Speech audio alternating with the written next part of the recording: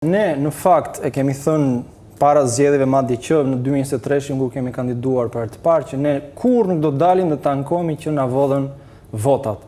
Sepse duhet të dalim vetë për zotë si thuash votave të cilat i vëzhgojmë gjatë procesit të numërimit. Dhe që një subjekt si Partia Demokratike të zotë Berisha... Gjatë numërimit nuk ka gjë, thoni ju, po flasim para tani.